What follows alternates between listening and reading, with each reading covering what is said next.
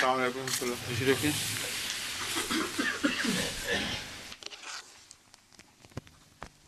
شکلیں تمہیں سمجھ آتی ہے؟ ہیں ماشاء اللہ. یہ ہندو سے مسلمان ہوئی ہیں نا خود، اور بڑی جلدی جلدی خدا کے فضل سے ترقی کی ہے، اور کئی رویا بھی ویسی جو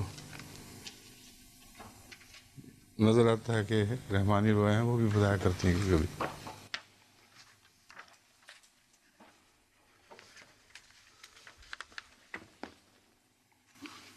اور ایک رکوع کی ہم نے تلاوت کی ہوئی ہے اور ترجمہ ہونا باقی ہے. اس کی ایک آیت تلاوت کر کے پھر اس کا ترجمہ کر لیں، باقی پھر انشاءاللہ. اعوذ باللہ من الشیطان الرجیم، بسم اللہ الرحمن الرحیم. وَلَا يُعَجِّلُ اللَّهُ لِلنَّاسِ الشَّرَّ اسْتِعْجَالَهُم بِالْخَيْرِ لَقُضِيَ إِلَيْهِمْ أَجَلُهُمْ فَنَذَرُ الَّذِينَ لَا يَرْجُونَ لِقَاءَنَا فِي طُغْيَانِهِمْ يَعْمَهُونَ. اور اگر اللہ تعالیٰ لوگوں کو ان کی شرارتوں کا بدلہ اسی تیزی سے دیتا جیسے وہ اپنے لیے خیر چاہتے ہیں، یعنی اچھی چیزیں لینے میں جیسے وہ جلدی دکھاتے ہیں، اگر ان کی بدعمالیوں، ان کی شرارتوں کا بدلہ بھی خدا تعالیٰ اسی طرح دیتا، لَقُضِيَ إِلَيْهِمْ أَجَلُهُمْ، تو ان کی اجل، ان پر ان کی اجل کا فیصلہ کر دیا جاتا، مراد ہے ان کی صف لپیٹ دی جاتی. فَنَذَرُ الَّذِينَ لَا يَرْجُونَ لِقَاءَنَا، پس ہم مہلت دیتے ہیں ان لوگوں کو جو ہم سے ہماری لقاء کی، ہم سے ملنے کی امید نہیں رکھتے، فی طغیانہم یعمہون، کہ اپنی سرکشی میں بھٹکتے رہیں. ایسی حالت میں کہ وہ اپنی سرکشی میں بھٹکتے رہتے ہیں، یا ان کو ان کی سرکشی میں بھٹکتا ہوا چھوڑ دیتے ہیں. یہ سارے ترجمے کیے جا سکتے ہیں، مراد ایک ہی ہے. وَإِذَا مَسَّ الْإِنسَانَ الضُّرُّ دَعَانَا لِجَنبِهِ أَوْ قَاعِدًا أَوْ قَائِمًا، اور جب انسان کو کوئی تکلیف پہنچتی ہے وہ کبھی پہلو کے بل، کبھی بیٹھے ہوئے، کبھی کھڑے ہو کر ہمیں پکارتا ہے. فَلَمَّا كَشَفْنَا عَنْهُ ضُرَّهُ، جب ہم اس کی تکلیف اس سے دور فرما دیتے ہیں، مَرَّ كَأَن لَّمْ يَدْعُنَا إِلَىٰ ضُرٍّ مَّسَّهُ، اس طرح چلتا ہے گویا اس نے کبھی ہمیں اپنی کسی تکلیف کے ذریعے جو اسے چھو گئی ہو بلایا تک نہ ہو. كَذَٰلِكَ زُيِّنَ لِلْمُسْرِفِينَ مَا كَانُوا يَعْمَلُونَ، اسی طرح حد سے بڑھنے والوں کو ان کے اعمال جو وہ کرتے ہیں خوبصورت بنا کر دکھائے جاتے ہیں، یعنی ان کو اپنی بدیوں کا پتہ بھی نہیں چلتا، وہ سمجھتے ہیں ہم نے بہت اچھے کام کیے ہیں. وَلَقَدْ أَهْلَكْنَا الْقُرُونَ مِنْ قَبْلِكُمْ لَمَّا ظَلَمُوا وَجَاءَتْهُمْ رُسُلُهُم بِالْبَيِّنَاتِ، اور ہم نے اس سے پہلے بہت سی بستیاں ہلاک کر دیں تم سے پہلے، من قبلکم، لما ظلموا، جب انہوں نے ظلم کیا، وجاءتہم رسلہم بالبینات، اور ان کے رسول ان کے پاس کھلے کھلے نشانات لے کر آئے، وما کانوا لیؤمنوا، مگر وہ ایمان لانے والے نہیں تھے، وکذالک نجزی القوم المجرمین، اور اسی طرح ہم مجرم قوم کو جزا دیا کرتے ہیں. ثم جعلناکم خلائف فی الارض، پھر ہم نے تمہیں زمین میں جانشین بنا دیا، من بعدہم، ان کے بعد، لننظر کیف تعملون، تاکہ ہم دیکھیں کہ تم کیسے عمل کرتے ہو. وَإِذَا تُتْلَىٰ عَلَيْهِمْ آيَاتُنَا بَيِّنَاتٍ قَالَ الَّذِينَ لَا يَرْجُونَ لِقَاءَنَا ائْتِ بِقُرْآنٍ غَيْرِ هَٰذَا أَوْ بَدِّلْهُ، جب ان پر ہماری آیات پڑھی جاتی ہیں جو روشن اور کھلی کھلی ہیں، قال الذین لا یرجون لقاءنا، وہ لوگ جو ہم سے ملنے کی امید نہیں رکھتے کہتے ہیں کہ ہمیں اس کے سوا کوئی اور قرآن لے کر آؤ۔ قرآن کا مطلب یہ قرآن بھی ہے، اور قرآن میں نے جو چیز پڑھی جائے، تو اس کے بدلے کوئی اور کتاب لے کر آؤ، کوئی اور قرآن لے کر آؤ، اور بدل ہو یا اس کو تبدیل کر دو، یعنی اس کی تعلیم تو ہم قبول نہیں کر سکتے۔ ہاں، ہماری مرضی کے مطابق کوئی آیات نازل کر لو اپنی طرف سے تو اس کو ہم قبول کر لیں گے۔ قل ما یکون لی ان ابدلہ من تلقاء نفسی، تو کہہ دے کہ یہ میرے بس کی بات نہیں، ان ابدلہ کہ میں اسے بدل دوں، من تلقاء نفسی اپنے مرضی کے مطابق اپنی طرف سے، ان اتبع الا ما یوحی الیہ، میں تو سوائے اس کے جو مجھ پر وحی کیا جاتا ہے کسی اور چیز کی پیروی نہیں کرتا۔ انی اخاف ان عصیت ربی عذاب یوم عظیم، یقیناً میں اس بات سے بہت ڈرتا ہوں کہ میں اس بات سے ڈرتا ہوں کہ اگر میں نے اپنے رب کی نافرمانی کی تو عذاب عظیم سے ڈرتا ہوں۔ یقیناً میں اگر اپنے رب کی نافرمانی کروں تو اخاف عذاب یوم عظیم، عذاب عظیم سے، عظیم دن کے یا ایک بڑے دن کے عذاب سے ڈرتا ہوں۔ یوم عظیم جو ہے وہ بظاہر تو لگتا ہے کہ عذاب کے ساتھ چلنا چاہیے کہ عذاب عظیم ہے، مگر جب عذاب آئے تو وہ دن بڑا عظیم ہو جاتا ہے، وہ ختم ہونے میں نہیں آتا، اور بہت بھیانک یاد رہ جاتی ہے اس عرصے کی۔ اس لیے زیادہ خوبصورت نقشہ ہے کہ ایسا عذاب کہ اس کا ظرف بہت بڑا دکھائی دیتا ہے، جس دن وہ پڑتا ہے وہ دن نہ ختم ہونے میں آتا ہے نہ بھولنے میں آتا ہے۔ اور قل لو شاء اللہ ما تلوتہ، تو کہہ دے کہ اگر اللہ چاہتا ما تلوتہ علیکم، میں اس کتاب کو جس کے متعلق وہ کہہ رہے تھے کہ بدل دو یا اس کے بدلے کوئی اور، یا اس کو بدل دو یا کوئی اور لے آؤ، کہہ دے کہ اگر اللہ چاہتا تو میں علیکم تم پر اس کتاب کو نہ پڑھتا، ولا ادراکم بہ، یہ وہ حصہ ہے جس کے متعلق کل میں نے ذکر کیا تھا کہ اس کے ترجمے کے متعلق کچھ مزید تحقیق کر رہا ہوں۔ جو سیدھا سادہ صاف واضح ترجمہ ہے وہ یہ ہے کہ ادرا فعل ماضی ہے، اور ترجمہ یہ فعل ماضی غائب ہے اور واحد ہے، اس کا ترجمہ یہ بنے گا نہ وہ تمہیں اس کے متعلق کچھ بتاتا، ادراکم تمہیں واقف کرتا، تمہیں کچھ بتاتا، یعنی اللہ۔ تو یہ ترجمہ یوں بنتا ہے کہ میں تمہارے اوپر اس کی تلاوت نہ کرتا، نہ وہ تمہیں براہ راست گویا کچھ بتاتا، فقد لبثت فیکم عمرا من قبلہ، بس میں اس سے پہلے ایک عمر تم میں گزار چکا ہوں، افلا تعقلون، کیا تم عقل نہیں کرتے؟ اب یہ جو دوسرا پہلو ہے ترجمے کا جو میرے ذہن میں آ رہا تھا، اس کی تحقیق کی گئی ہے۔ ادرا سے اگر اپنی طرف ضمیر پھیری جائے تو صرف اس صورت میں پھر سکتی ہے کہ ادرا کو اسم تفصیل افضل التفضیل کے طور پر لیا جائے، اور اس کی شکل یہ بنے گی نہ میں تم میں سے کسی سے زیادہ اس بات کا ذاتی علم رکھتا ہوں، بہی اس بات کا۔ تو اس صورت میں جو انا والا سلسلہ ہے وہ اسی طرح چلے گا، ضمیر اپنی طرف ہی رہے گی۔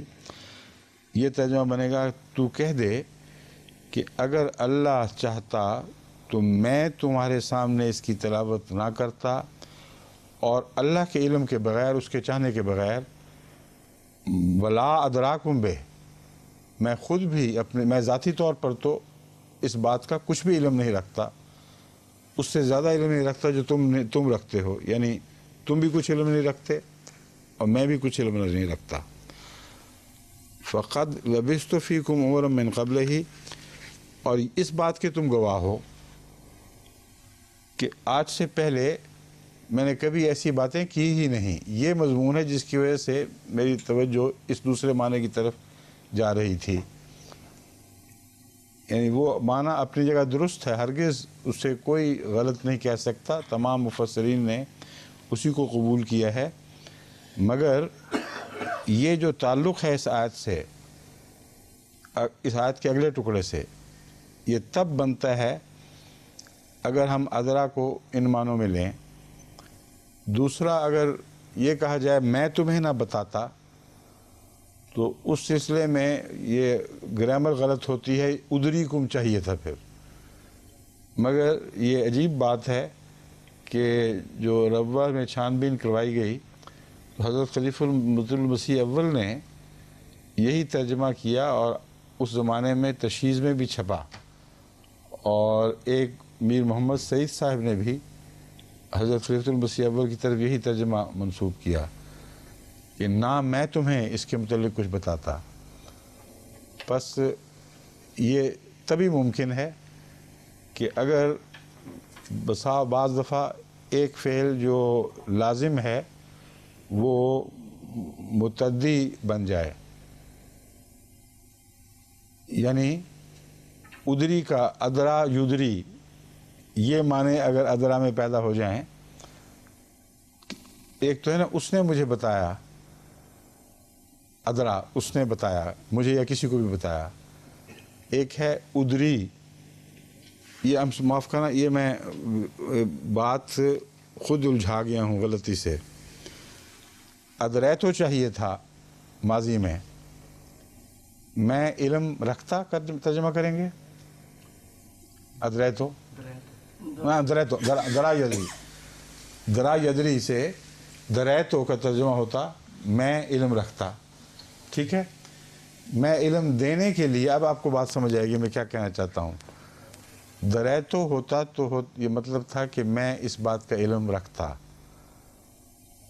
اور اگر اس کو میں علم دیتا کرنا ہو تو پھر دریتو کا یہ مطلب نہیں بنتا ہے، کیونکہ یہ فعل لازم ہے، میں رکھتا۔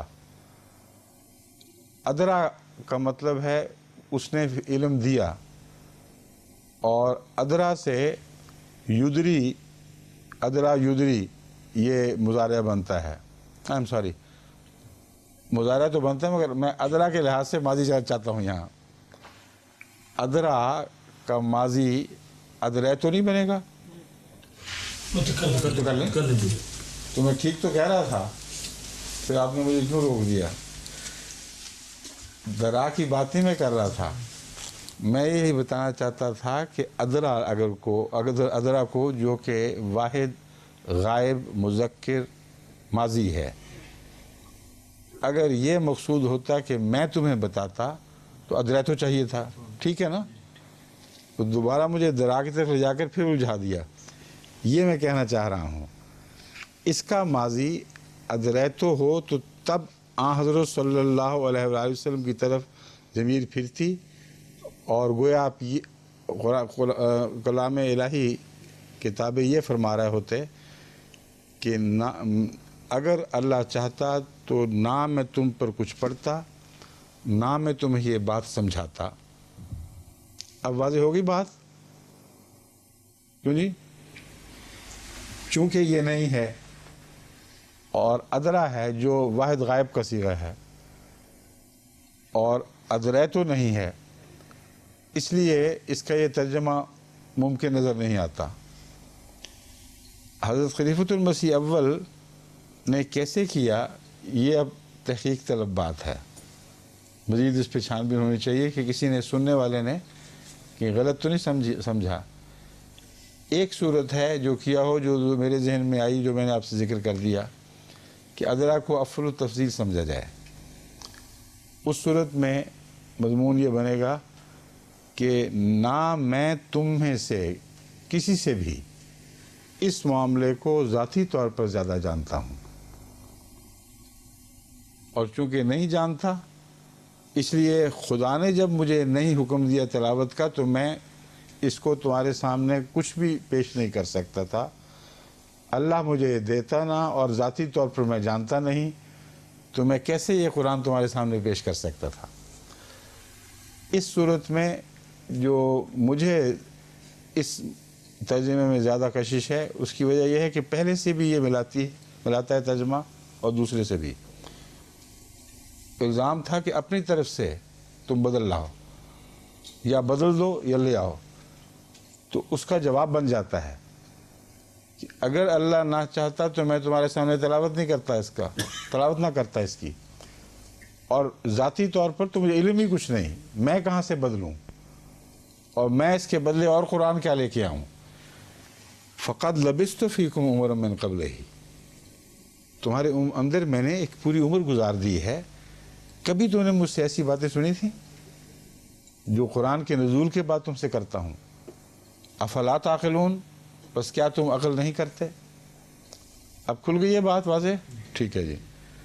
اس لیے یہ امکان موجود ہے، اسے رد نہیں کیا جا سکتا، اور گرامر کے لحاظ سے صحیح بنتا ہے۔ بہی کی ضمیر اسی ہو یعنی قرآن کی طرف جائے گی۔ فمن اظلم ممن افترا علی اللہ کذبا، یا غیب کی باتیں جو بھی اس کو آپ سمجھ لیں، بہی سے مراد قرآنی علوم، یہ ترجمہ لے لیں گے۔ فمن اظلم ممن افترا علی اللہ کذبا اور کذب بآیاتہ، یہ بھی وہی مضمون ہے، اس کو تقویت دے رہا ہے۔ جہاں تک اللہ کی طرف جھوٹ باندھنے کا تعلق ہے، فمن اظلم ممن افترا علی اللہ کذبا، اس سے زیادہ جھوٹا اور کون ہو سکتا ہے جو خدا پر جھوٹ باندھے اور کذب بآیاتہ ہی، یا اس کی آیات کی تکذیب کر دے۔ انہ لا یفلح المجرمون، یقیناً وہ مجرموں کو کامیاب نہیں کیا کرتا۔ اب آپ یہ دیکھیں، کذب بآیاتہ ہی اور افتراء علی اللہ کذبا، یہ دو باتیں جو ہیں ان کا ان دونوں مطالبوں سے تعلق ہے کہ یا اسے بدل دے یا اپنی طرف سے بنا لا۔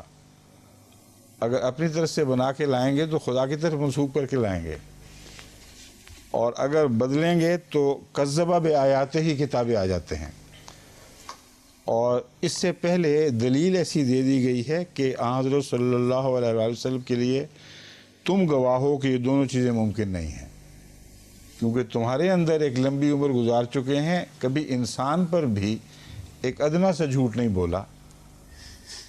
بڑے سخت بے وقوف لوگ ہو جو ایسے شخص سے مطالبہ کر رہے ہو کہ اللہ پر جھوٹ بولے اور سب سے زیادہ ظالم بن جائے، یا جو وہ نازل فرمائے اس کو تبدیل کرتا پھرے۔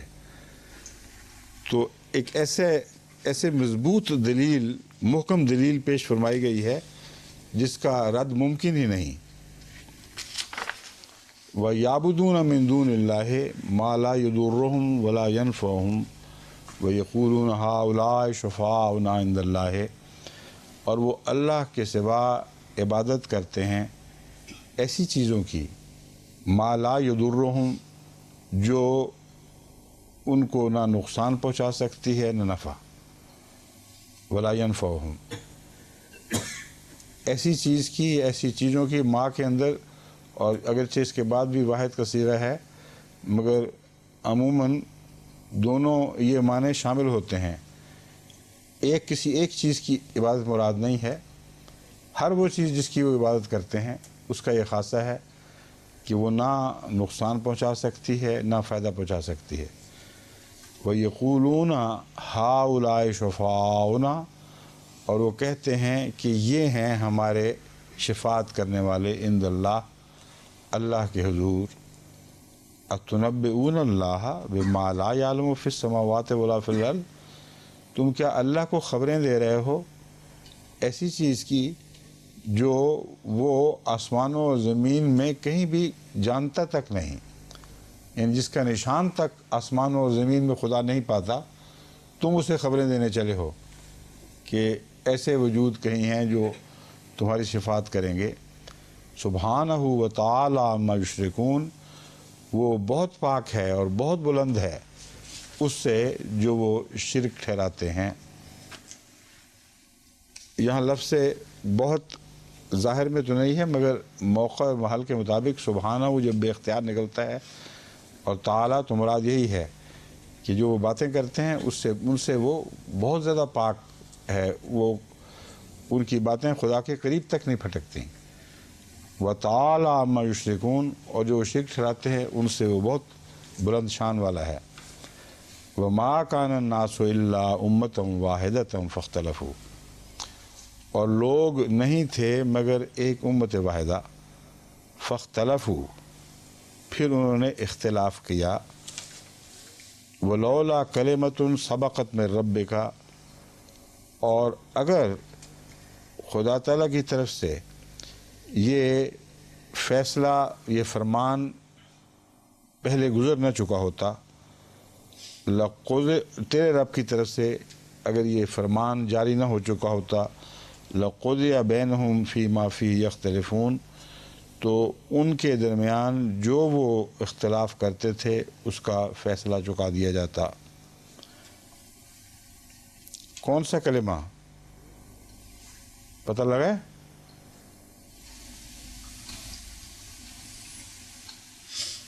ایک فرمان، خدا تعالیٰ کی طرف سے ایک فرمان جاری نہ ہو چکا ہوتا تو ان کا فیصلہ کر دیا جاتا۔ ابھی پچھلی 2-3 آیت پہلے گزر چکا ہے وہ فرمان کہ مہلت، ہاں، ان کو مہلت دینے کا خدا نے فیصلہ کیا ہے، ورنہ ان کو ہر موقع پر پکڑ کے وہی ہلاک کر دیا جاتا۔ یہ فرمان پہلے گزر چکا ہے، اور اس آیت سے پہلے بھی گزر چکا ہے، اور وہاں مراد گزرنے سے ہے کہ تقدیر ماضی میں ساری تقدیر خدا کی یہی بتا رہی ہے کہ ایسے لوگوں کو مہلت دی جاتی ہے۔ وَيَقُولُونَ لَوْلَا أُنزِلَ عَلَيْهِ آیَةٌ مِّن رَّبِّهِ، اب یہ ساری باتیں کرنے کے بعد یہ بھی 7 سوال اٹھا دیتے ہیں کہ کیوں نہ اس پر اس کے رب کی طرف سے کوئی آیت اتاری گئی۔ بالکل یہی بات یہ مولوی حضرت مسیح علیہ السلام کے متعلق بھی کہتے ہیں۔ جب 1974 میں حضرت خلیل مسیح ثالث کو بلایا گیا تھا اور نیشنل اسمبلی کے سامنے پیشیاں ہو رہی تھیں، میں بھی ساتھ تھا، وہاں مولوی یہ بات اٹھاتے تھے کہ کوئی ایک آیت نشان بتاؤ جو ان کو، اور ہر جگہ یہ کہتے ہیں بے شمار نشانات ان کے سامنے رکھے جائیں، یہ اعتراض نہیں چھوڑتے کیونکہ یہ پرانا ان کی سرشت میں داخل ہوا اعتراض ہے۔ ہر نبی کے وقت یہ کرتے ہیں، اور ہر نبی کے وقت یہ دہرایا جانا بتا رہا ہے کہ ان کا تعلق اس سرشت والے لوگوں سے ہے جو پہلے انبیاء کے مخالف رہے ہیں، اور اسی طرح کے اعتراض کر کے وہ بیہودہ باتیں کیا کرتے تھے۔ فَقُلْ إِنَّمَا الْغَيْبُ لِلَّهِ فَانْتَظِرُوا، ان سے کہہ دے کہ غیب اللہ ہی کے اختیار میں ہے، فَانْتَظِرُوا، اللہ کا ہے یعنی اللہ کے اختیار میں ہے، فَانْتَظِرُوا، اس انتظار کرو، اِنِّي مَعَكُم مِّنَ الْمُنْتَظِرِينَ، یقیناً میں تمہارے ساتھ انتظار کرنے والوں میں سے ہوں۔ اب یہ بظاہر تو اس بات کو تسلیم کر لیا کہ گویا کوئی آیت، نعوذ باللہ، کوئی آیت نہیں اتری۔ پھر یہ جواب کیا ہوا؟ فَقُلْ إِنَّمَا الْغَيْبُ لِلَّهِ فَانْتَظِرُوا، کہ اچھا شاید اتر آئے آیت، یہ مراد تو نہیں ہو سکتی، بہرحال آیات تو بے شمار اتری تھیں، یہ آیت بھی تو اتر رہی تھی۔ ہر آیت قرآن کریم ایک نشان تھا، ان معنوں میں بھی آیت تھی جن معنوں میں وہ مانگتے تھے کوئی نشان ظاہر کرو۔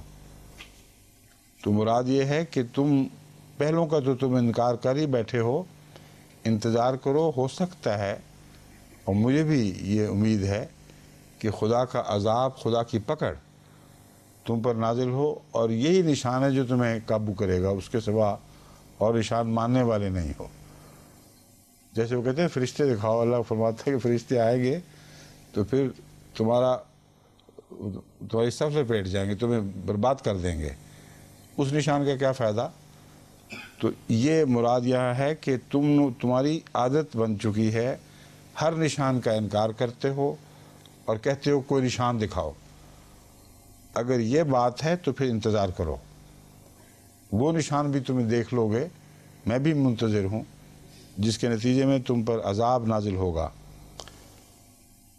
لیکن عذاب کے بعد پھر یہ لوگ پیچھے پھر جایا کرتے ہیں، یہ ان کی عادت ہے۔ اس لیے یہ مطلب نہیں ہے کہ اس سے پہلے پکڑ نہیں ہوئی، مراد یہ ہے پکڑ پہلے بھی ہوتی رہی ہے مگر یہ پھر جاتے رہے ہیں۔ ایک ایسی پکڑ بھی ہو سکتی ہے جس کے بعد ان کے پھر جانے کا سوال باقی نہ رہے۔ میرے ذہن میں یہ انتظار کا معنی ہے، اور یہ ثابت ہے حضرت موسیٰ علیہ السلام کے زمانے کے واقعات سے۔ وہاں بھی نشان ظاہر ہوتے تھے، مطالبہ کرتے تھے، نشان آتا تھا، اس کو دیکھتے تھے، پھر دعائیں منگواتے تھے حضرت موسیٰ سے کہ اس عذاب کو ٹال دے خدا۔ جب ٹل جاتا تھا تو کہتے کچھ بھی نہیں ہوا، پھر آتا تھا، یہاں تک کہ غرق آ پہنچا اور ان سب کو خدا تعالیٰ نے صفحہ ہستی سے مٹا دیا۔ وَإِذَا أَذَقْنَا النَّاسَ رَحْمَةً مِّن بَعْدِ ضَرَّاءٍ مَسَّتْهُمْ۔ اچھا یہاں سے ٹھیک ہے۔ اعوذ باللہ من الشیطان الرجیم، بسم اللہ الرحمن الرحیم۔ وَإِذَا أَذَقْنَا النَّاسَ رَحْمَةً مِّن بَعْدِ ضَرَّاءٍ مَسَّتْهُمْ إِذَا لَهُم مَّكْرٌ فِي آيَاتِنَا قُلِ اللَّهُ أَسْرَعُ مَكْرًا إِنَّ رُسُلَنَا يَكْتُبُونَ مَا تَمْكُرُونَ وَيَقُولُونَ لَوْلَا أُنزِلَ عَلَيْهِ آيَةٌ مِّن رَّبِّهِ فَقُلْ إِنَّمَا الْغَيْبُ لِلَّهِ فَانتَظِرُوا إِنِّي مَعَكُمْ۔ یہ تو ہو چکا ہے بھائی، یہ کہاں سے صفحے اڑ گئے؟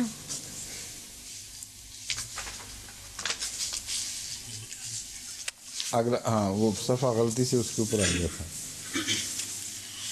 وَإِذَا أَذَقْنَا النَّاسَ رَحْمَةً مِّن بَعْدِ ضَرَّاءٍ مَسَّتْهُمْ إِذَا لَهُم مَّكْرٌ فِي آيَاتِنَا قُلِ اللَّهُ أَسْرَعُ مَكْرًا إِنَّ رُسُلَنَا يَكْتُبُونَ مَا تَمْكُرُونَ هُوَ الَّذِي يُسَيِّرُكُمْ فِي الْبَرِّ وَالْبَحْرِ حَتَّى إِذَا كُنتُمْ فِي الْفُلْكِ وَجَرَيْنَا بِهِمْ بِرِيحٍ طَيِّبَةٍ وَفَرِحُوا بِهَا جَاءَتْهَا رِيحٌ عَاصِفٌ وَجَاءَهُمُ الْمَوْجُ مِنْ كُلِّ مَكَانٍ وَظَنُّوا أَنَّهُمْ أُحِيطَ بِهِمْ دَعَوُا اللَّهَ مُخْلِصِينَ لَهُ الدِّينَ لَئِنْ أَنْجَيْتَنَا مِنْ هَٰذِهِ لَنَكُونَنَّ مِنَ الشَّاكِرِينَ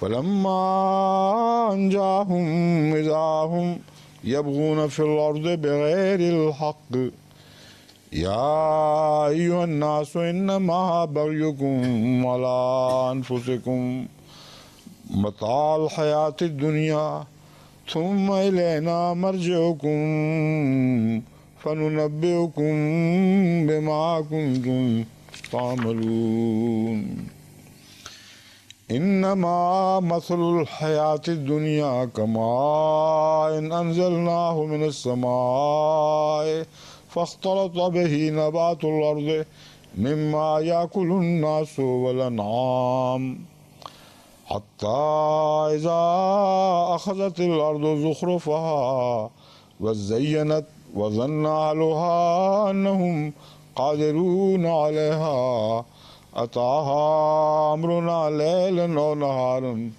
فجعلناها حصيدا كأن لم تغن بالأمس كذلك نفصل الآيات لقوم يتفكرون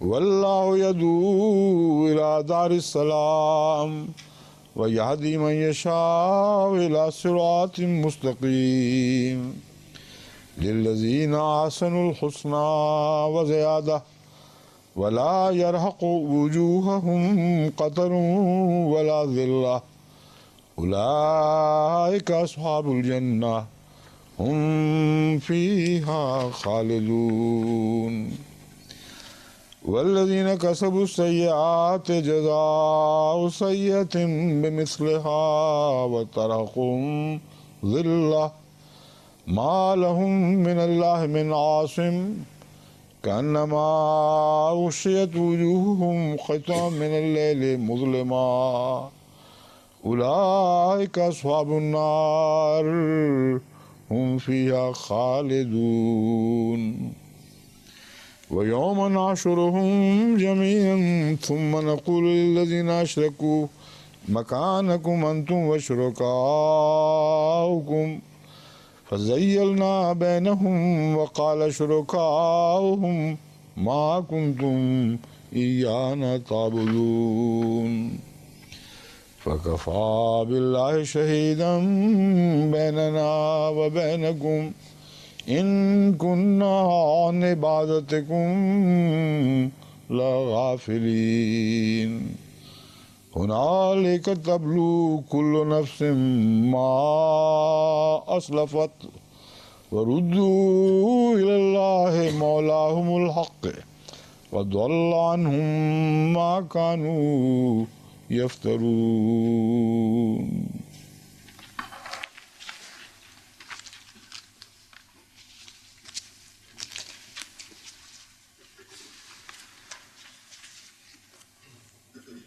وَيَقُولُونَ لولا یہ پڑھ چکے ہیں آیت.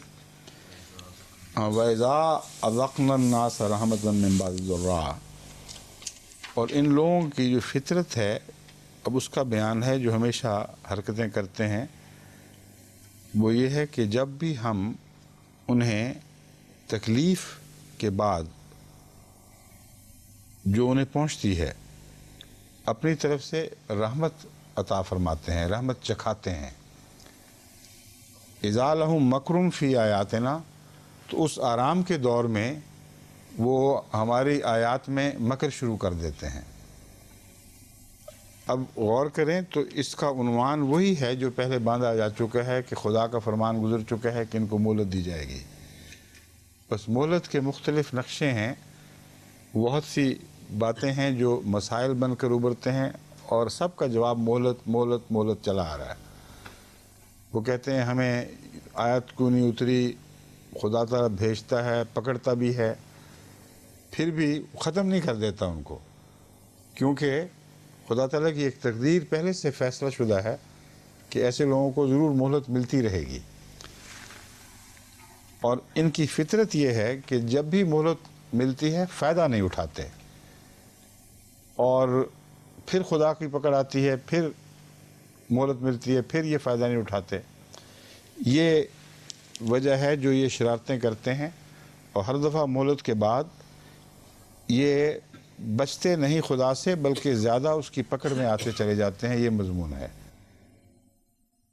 اذا لہم مکرم فی آیاتنا، ہر مہلت میں یہ خدا تعالیٰ کی آیات میں یہ شرارت، مکر سے مطلب ہے چال بازیاں کرنی شروع کر دیتے ہیں. قل اللہ اسرع مکرا، ان سے کہہ دو کہ اللہ مکر میں سب سے زیادہ تیز ہے. اب یہ بھی ایک ایسا مضمون ہے جو بظاہر مہلت والے مضمون سے ٹکرا رہا ہے. اس سے پہلے بھی اس ایک آیت گزری تھی، اس پر بھی میں نے آپ کو توجہ دلائی تھی کہ یہاں اسرع کا مطلب یا اس مضمون کے دوسرے الفاظ کا مطلب یہ لینا کہ خدا تعالیٰ فوراً حساب چکا دیتا ہے، یہ درست نہیں ہے.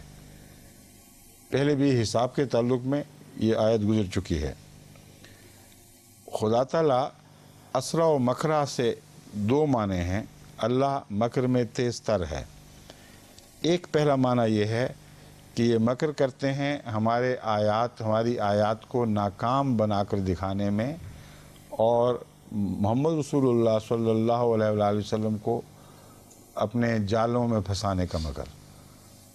اور خدا کا جوابی مکر زیادہ تیز ہوتا ہے، پیشتر اس کے کہ اپنے نتیجوں کو پا سکیں. ان کا جو اس کو یہ شکار سمجھتے ہیں وہ ہاتھ سے نکل جاتا ہے. ان معنوں میں خدا کا مکر ہمیشہ دشمن کی شرارت سے تیز تر چلتا ہے. دوسرا، خدا تعالیٰ کہ مکر میں صورت کا مطلب یہ ہے کہ جو صورت کرتا ہے وہ لازماً غالب آیا کرتا ہے جس میں صورت کی طاقت ہو اور اس سے نکل نہیں سکتا کوئی. اس کی ایک ادنا روزمرہ کی مثال ہے کہ بلی کو یقین ہوتا ہے کہ میں تیز تر ہوں اور اس کے باوجود چوہے کو چھوڑتی ہے. وہ بہت بڑا بے وقوف ہوگا جو یہ کہے کہ یہ کیسے ہو گیا کہ بلی تیز تر ہے, ہم نے خود دیکھا چوہا نکل کے جاتا ہے. مگر نکل کے کہاں تک جاتا ہے, پھر پکڑا جاتا ہے, پھر وہ اچھالتی ہے چھوڑتی ہے, پھر وہ پکڑا جاتا ہے. تو جس کو کامل یقین ہو کہ میں تیز تر ہوں وہ مہلت بھی ضرور دیتا ہے, اور اس کا مہلت دینا اس کے تیز تر ہونے کے حق میں دلیل ہے, نہ کہ اس کے خلاف. چنانچہ ایک دفعہ ہاشم خان جنہوں نے مجھے اسکواش سکھایا تھا, وہ دنیا کے مشہور چوٹی کے اسکواش کے کھلاڑی گزرے ہیں, ریکارڈ بڑے لمبے کیے انہوں نے. وہ ان کو میں نے دعوت دی ہمارے اسکول جو school oriental and African studies ہے وہاں وہ تشریف لائے اور بڑا اعزاز ہوا ان کا, سارا اسکول اکٹھا ہو گیا. ہماری یونیورسٹی کا جو چیمپئن تھا اس نے مجھے کہا کہ ہاشم خان سے میری گیم کروا دو, بڑا سخت شوق ہے. تو میں نے ہاشم صاحب سے کہا ہاں ٹھیک ہے, بہت شریف النفس انسان, بے حد منکسر مزاج. فوراً کہا ہاں جی بالکل میں تیار ہوں. تو ہم نے ان کی گیم کرائی. اب حال دیکھیں, 9واں پوائنٹ ہوتا ہے فیصلہ کن, 8 پوائنٹ تک ہاشم خان 0 اور وہ سارے پوائنٹ لے گیا. اب میری بیچ میں سے جان نکلی, میں نے کہا ہاشم خان کہا اس کو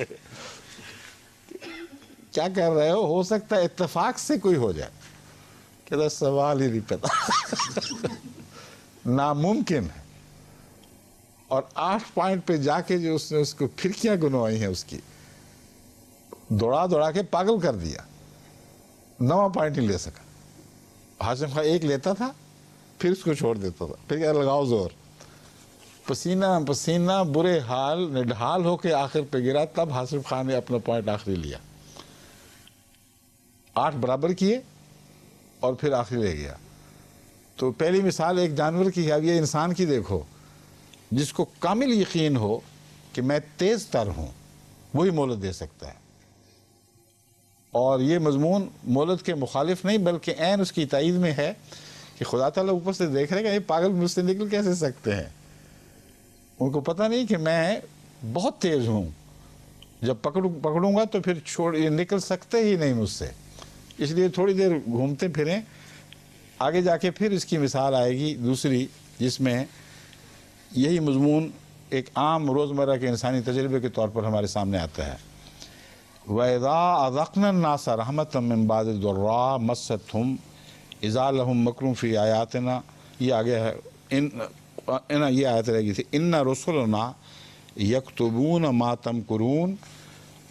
علاوہ ازیں جو کچھ تم مکر کر رہے ہو اور ہر مہلت کے بعد مکر میں بڑھ جاتے ہو, ان کا ریکارڈ رکھا جا رہا ہے. اس لیے جب سزا کا وقت آئے گا تو جتنا تم مکر میں بڑھو گے اتنی تمہاری سزا بڑھ چکی ہوگی. یہ ہے اگلی آیت جس میں ایک عام روزمرہ کا مضمون انسانی تجربے کے لحاظ سے دکھایا گیا ہے. هُوَ الَّذِي يُسَيِّرُكُمْ فِي الْبَرِّ وَالْبَحْرِ, وہی ہے جو تمہیں خشکی اور سمندر میں سیر کراتا ہے, تمہیں لے کر چلتا ہے, یعنی چلاتا ہے. مراد یہ ہے کہ اللہ تعالیٰ کی دی ہوئی توفیق کے مطابق اس کی پیدا کردہ سواریوں سے فائدہ اٹھاتے ہوئے تم خشکی میں بھی سفر کرتے ہو اور سمندر میں بھی. اور بحر کا ذکر بعد میں فرمایا اور مثال بھی بحر ہی کی اٹھائی ہے. حتیٰ اذا کنتم فی الفلک, یہاں تک کہ جب تم کشتی میں سوار ہو جاتے ہو. وجرینا بہم بريح طیبۃ, اور ہم نرم رخ والی ملائم ہوائیں لے کر, پاک ہوائیں لے کر انہیں سمندر میں آگے بڑھتے ہیں. جرینا نہیں ہے, جرینا ہے. جرینا بہم بريح طیبۃ, اور پاک ہوائیں ان کو لے کر چلتی ہیں. مگر جرینا میں کشتیاں مراد ہے, ہوائیں ہو ہی نہیں سکتی کیونکہ یہ فاعل نہیں ہے. جرینا کی ضمیر لازماً کشتیوں کی طرف جائے گی، کیوں جی؟ فل کی طرف ہی جا سکتی ہے، اور تو کوئی شکل نہیں بنتی. تو یہ پھر لفظ صحیح ترجمہ گرامیٹک یہ بنے گا حتیٰ اذا کنتم فی الفلک، یہاں تک کہ جب تم کشتیوں میں سوار ہو جاتے ہو، وجرینا بہم، اور وہ کشتیاں چلتی ہیں انہیں لے کر. اب مخاطب کیا گیا ہے پہلے، اور اب غائب میں مضمون کو پھیر دیا گیا ہے. یہ قرآن کریم بارہا کرتا ہے، اس میں انسانی فطرت کو جھنجھوڑ کر بیدار کرنے اور بار بار مضمون کی طرف توجہ پھیرنے کے لیے ایسا کیا جاتا ہے. اور حکمتوں کے علاوہ یہ بھی ایک ہے. بس جب تم کشتی میں سوار ہو جاتے ہو تو کشتیاں ایسے لوگوں کو مراد ہے، بہم ایسے لوگوں کو لے کر، بریحٍ طیبۃ، ایک نرم خوب پاک ہوا، طیبہ سے مراد اچھی ہوا کے ساتھ لے کر آگے بڑھتے ہیں. وَفَرِحُوا بِهَا، اور وہ بہت خوش ہوتے ہیں اس سے. عین اس وقت جات ریح عاصف، اچانک وہ نرم ہوائیں تیز ہواؤں میں تبدیل ہو جاتی ہیں، اور ان پر ایک تیز ہوا چلنے میں لگتی ہے، جھکڑ چلنے لگتا ہے. وَجَاءَهُمُ الْمَوْجُ مِنْ كُلِّ مَكَانٍ، اور ہر طرف سے موج ان کی طرف دوڑتی ہے، لپکتی ہے. وَظَنُّوا أَنَّهُمْ أُحِيطَ بِهِمْ، اور چونکہ ہر طرف سے موجیں اٹھ کر ان پر جھپٹ رہی ہیں، وہ سمجھتے ہیں کہ ہمارا گھیرا پڑ گیا، اب ہم اس چکر سے نکل نہیں سکتے. اس وقت دعوا اللہ مخلصین لہ الدین، خدا تعالیٰ کو پکارتے ہیں اس اپنے دین کو خالص کرتے ہوئے اللہ کے لیے، لہو اس کے لیے. لئن انجیتنا، یہ عہد کرتے ہوئے اگر تو ہمیں نجات دے دے گا، من ہذہ، اس بلا سے، لنکونن من الشاکرین، تو ہم یقیناً ضرور بھی ضرور شکر گزار ہوں گے، شکر کرنے والے ہو جائیں گے. اب یہ دیکھ لیں، بین ہی یہی ہوتا ہے دنیا میں ہر جگہ. جب مصیبت میں گھر جائے تو دہریے بھی پھر خدا کو پکار اٹھتے ہیں، اور ساتھ یہ عہد بھی کر رہے ہوتے ہیں، اپنی طرف سے دھوکہ دے رہے ہیں اللہ تعالیٰ کو، مگر اس وقت دھوکہ نہیں دے رہے ہوتے، اور ان کو پتہ نہیں چلتا کہ وہ کیا کہہ رہے ہیں. اس وقت یہی اقرار کرتے ہیں کہ ہماری توبہ مجال ہے جو ہم پھر دوبارہ ایسی حرکتیں کریں، اور اپنے آپ کو مخلص سمجھ رہے ہوتے ہیں تبھی ایسی باتیں کرتے ہیں. اس کے باوجود اللہ کو پتہ ہے کہ وہ جھوٹ بول رہے ہیں، لیکن اخلاص سے پکارنے کا اثر پھر بھی ہوتا ہے. ایک اس علم کے باوجود خدا ان کو چھوڑ دیتا ہے. اس میں مہلت کا مضمون، اس کا فلسفہ مزید روشن کر دیا گیا. کئی دفعہ ماؤں کے سامنے بچے غلطی کر کے منت سماجت کرتے ہیں کہ نہیں ہمیں معاف کر دیں، اور ماؤں کا تجربہ ان کو بتاتا ہے کہ جھوٹ بول رہا ہے، آج پکڑا گیا ہے، کل پھر چھوڑ دوں گی تو کل پھر وہی حرکت کرے گا. لیکن اس کی لجاجت دیکھ کر رحم آ جاتا ہے، چلو چھوڑو پھر، ٹھیک ہے آگے سے نہ کرنا، پھر اگلی دفعہ وہی حرکت. کئی بچے ہیں، میں نے کئی دفعہ دیکھا ہے ان کو، بار بار بڑی سچے دل سے توبہ کرتے ہیں کہ ہاں مجال ہے جو ہم کبھی پھر کریں، توبہ پکی، اور پھر وہی حرکت دوبارہ. تو یہ انسانی فطرت ہے، اور بچوں میں یہ فطرت زیادہ کھل کر سامنے آ جاتی ہے. تو اللہ فرما رہا ہے کہ وہ ایسے مخلصانہ باتیں کر رہے ہوتے ہیں کہ باوجود اس کے کہ ہمیں پتہ ہے کہ وہ جھوٹ بول رہے ہیں، ان کے اس وقت کا اخلاص ان کے کام آ جاتا ہے. بعض دفعہ ہم اس وجہ سے بھی مہلت دے دیا کرتے ہیں کہ تھوڑی سی نیکی جو دل میں پیدا ہوئی ہے اس کی تو جزا دے دو. پھر کیا ہوتا ہے؟ فلما انجاہم، پھر جب خدا انہیں نجات بخش دیتا ہے، اذا ہم یبغون فی الارض بغیر الحق، تو اچانک وہ زمین میں ناحق فساد کرنا شروع کر دیتے ہیں، بغاوت کرنے لگتے ہیں.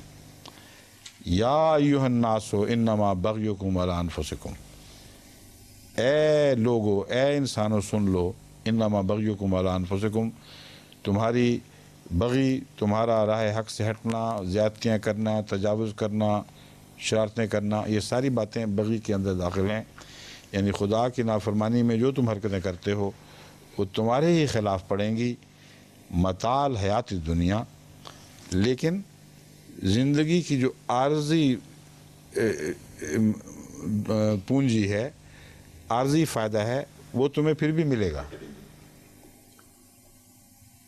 باوجود اس کے کہ تمہاری بغی تمہارے خلاف پڑے گی، تم اس کی سزا پاؤ گے۔ متاع حیاتی دنیا، جو دنیا کی چند روزہ زندگی، دنیا کا فائدہ تم نے اس بغی کے نتیجے میں حاصل کیا ہے، وہ تمہیں میسر آ جائے گا، اور وہ مستقل نہیں ہے۔ ثم الینا مرجعکم، پھر تم نے ہماری طرف لوٹ کر آنا ہے۔ فننبئکم بما کنتم تعملون، تب ہم تمہیں بتائیں گے جو تم کیا کرتے تھے۔ تو بغی جو ہے، اس کے نتیجے میں یہ جو فرمایا متاع حیاتی دنیا، تو مراد ہے تم شرارتوں سے کچھ فائدہ اٹھاتے ہو اور اس مہلت کا ناجائز استعمال کرتے ہو۔ ہم وہ تھوڑا سا فائدہ جو تمہاری نافرمانیوں اور شرارتوں سے تمہیں پہنچتا ہے، تمہیں پہنچنے دیں گے، اور مہلت میں یہ بات داخل ہے، مگر پھر آخر تم نے ہماری طرف لوٹنا ہے۔ انما مثل الحیات دنیا کا ماء انزلناہ من السماء، اور جہاں تک دنیا کی زندگی کا تعلق ہے، اس کی مثال تو محض ایک پانی کی سی ہے، انزلناہ یا بارش کی سی ہے، انزلناہ جسے ہم نے اتارا، من السماء آسمان سے، فاختلط بہ نبات الارض، پھر زمین کی رویدگی اس کے ساتھ مل جل گئی۔ فاختلط بہ نبات الارض مما یاکل الناس والانام، زمین کی رویدگی، بہی سے مراد پانی ہی ہے نا، آسمان کے پانی یا بارش سے مل گئی، اس کے ساتھ مل کر اس نے نئی شکلیں اختیار کی ہیں۔ پھر نبات الارض بظاہر پانی کے بعد پیدا ہوتی ہے، اس لیے میں تھوڑی دیر کے لیے رکا تھا کہ اس کا مفہوم اچھی طرح سمجھوں۔ نبات الارض اس سے پانی کے ساتھ کیسے ملی، جبکہ پانی کے نتیجے میں نبات الارض پیدا ہوتی ہے۔ اصل بات یہ ہے کہ نبات کا بیج جب تک موجود نہ ہو، پانی سے کچھ بھی نہیں اگ سکتا۔ پہلے ہوتا ہے کچھ، وہ پانی کے ساتھ مل کر پھر مختلف شکلیں اختیار کرتا ہے، ایسی صورت میں بھی اگتا ہے جو انسانوں کے کھانے کے کام آتا ہے، ایسی صورت میں بھی اگتا ہے جو جانوروں یا مویشیوں کے کھانے کے کام آتا ہے۔ حتیٰ اذا اخذت الارض زخرفہا، یہاں تک کہ زمین جب اپنا سنگھار پہن لیتی ہے، سنگھار پٹار کر کے تیار ہو جاتی ہے، یعنی جب چیزیں اگتی ہیں تو بڑی خوبصورت کوئی پھول نکل رہے ہیں، نیلے، پیلے، اودے، سفید، کہیں سبزہ بے حد بہار دکھا رہا ہے، تو زمین نے گویا خوب سنگھار کر لیا۔ وَظَنَّ أَهْلُهَا أَنَّهُمْ قَادِرُونَ عَلَيْهَا، اور اس زمین کے باشندے، وہاں بسنے والے یہ سمجھتے ہیں کہ گویا وہ اب ان نعمتوں پر قادر ہو چکے ہیں، اب یہ ان کے قبضے میں آ گئی ہیں۔ أَتَاهَا أَمْرُنَا لَيْلًا وَنَهَارًا، ہمارا امر ان پر رات کے وقت یا دن کے وقت آ جاتا ہے۔ فَجَعَلْنَاهَا حَصِيدًا، تو اس رویدگی کو وہ حصیداً، کٹی ہوئی کھیتیاں، کٹ کر گری ہوئی کھیتیوں میں تبدیل کر دیتا ہے، کَأَن لَمْ تَغْنَ بِالْأَمْسِ، اور اس طرح وہ ملیا میٹ ہو جاتی ہے گویا کل اس کا وجود ہی نہیں تھا۔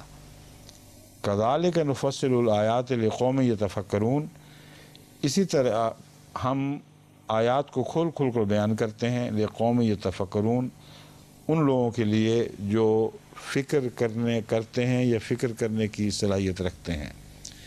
یہ آیت میرے نزدیک وہ پیشگوئی ہے جس کا پہلے ذکر تھا کہ تم بھی انتظار کرو، ہم بھی انتظار کریں گے۔ چنانچہ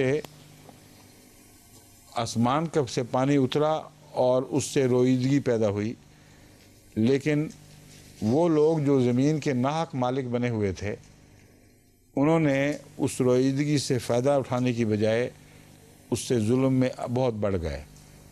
ان کی مثال ایسی ہے کہ جیسے آسمان سے نعمت اترے مگر اور معنوں میں اب اترے۔ ایک نعمت ہے وہ جو آسمان سے رسول اللہ صلی اللہ علیہ وسلم پر اتری، وہ پانی اترا جس نے ہمیشگی کی رویدگی پیدا کی، جس سے صحیح استفادہ کیا گیا۔ لیکن پانی اترنے کی ایک اور مثال بھی ہے، وہ یہ کہ فصلیں اگتی بھی ہیں، ہری بھری بھی ہو جاتی ہیں، مگر پھر بعض دفعہ آسمان ہی سے ایسی بجلی گرتی ہے یا ایسے اولے برستے ہیں کہ آنن فانن جو کچھ بھی زمین نے کمایا تھا وہ مٹی میں مل جاتا ہے، اور گویا اس کا وجود ہی کوئی نہیں رہا۔ یہ مضمون ہے جو کفار مکہ کے متعلق اور کفار عرب کے متعلق ایک پیشگوئی کے طور پر بیان کیا جا رہا ہے۔ ہم بھی انتظار کرتے ہیں، تم بھی انتظار کرو، یہ ہو کر رہنے والا واقعہ ہے۔ تم نے جتنی کوششیں کر لی ہیں بظاہر ان کو پھل لگ رہے ہیں، تم نے جتنی شرارتیں کی بظاہر ان سے تمہاری کھیتیاں لہلا رہی ہیں اور اسلام پر بظاہر خزاں کا منظر ہے، مگر خدا تعالیٰ تمہاری ساری کوششوں کو اس طرح ملیا میٹ کر دے گا جس طرح کھیتیوں کو آسمان سے اترنے والا عذاب ملیا میٹ کر دیا کرتا ہے۔ اور یہ بھی ایک ایسا نظارہ ہے جو جس نے دیکھا اسی کو پتہ ہے کہ کیسے ہوتا ہے۔ ایک دفعہ ربوہ کے میں جب ہم ذمہ دارہ وغیرہ کیا کرتے تھے، اس وقت خدا تعالیٰ نے یہ دکھانے کے لیے کہ میں ایسا کرتا رہتا ہوں، کر سکتا ہوں، اس سارے علاقے پہ عین اس وقت جب کہ گندم بیجوں سے بھری ہوئی تیار بیٹھی ہوئی تھی، اچانک آسمان سے ایسی بلا نازل کی اولوں کی کہ کم سے کم میں نے اپنی زندگی میں کبھی اتنے بڑے اولے نہیں دیکھے۔ بلا شبہ عادت شیر کا اولا۔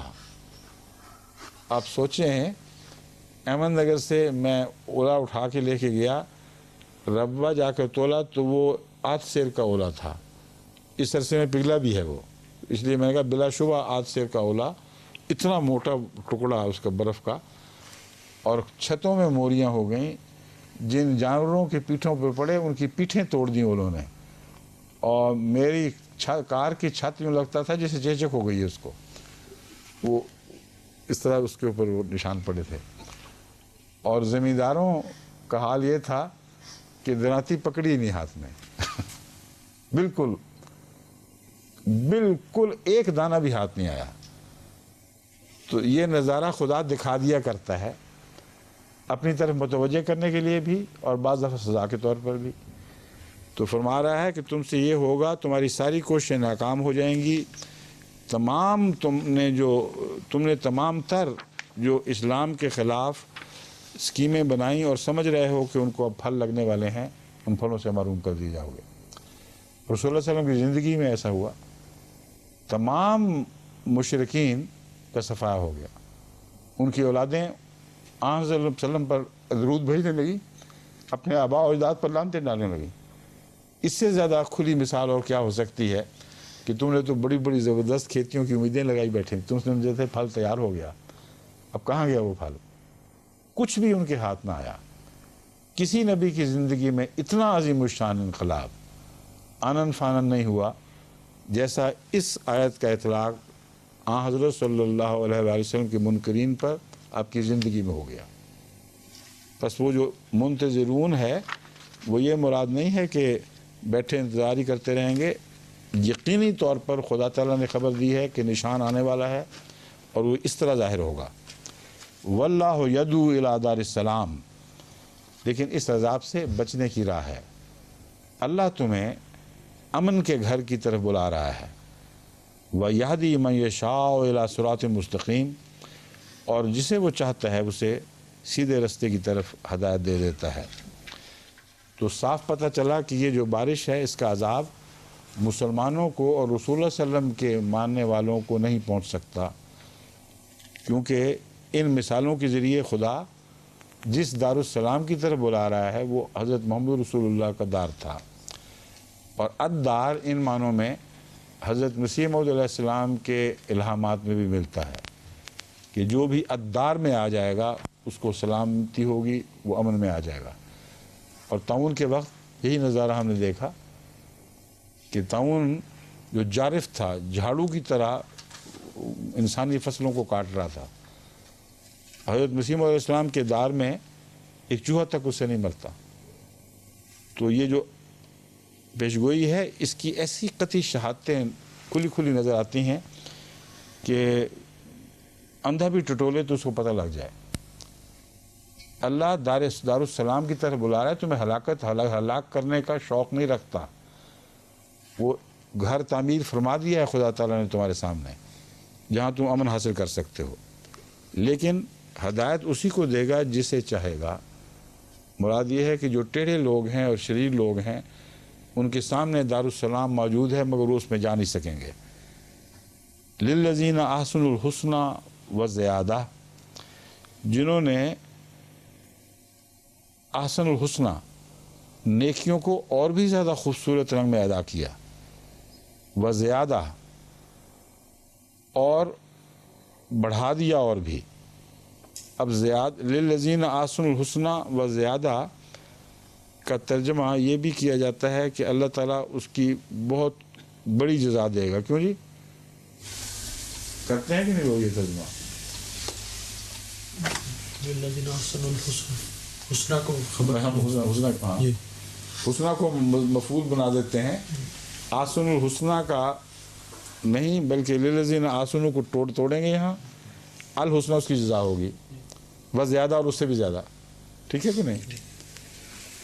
تو اس پہلو سے وہ جو بغیر جواب کی آیت کھڑی نظر آ رہی تھی، اگر اس طرح اس کی ترکیب کریں تو اس کا جواب اسی کے اندر شامل سمجھا جائے گا۔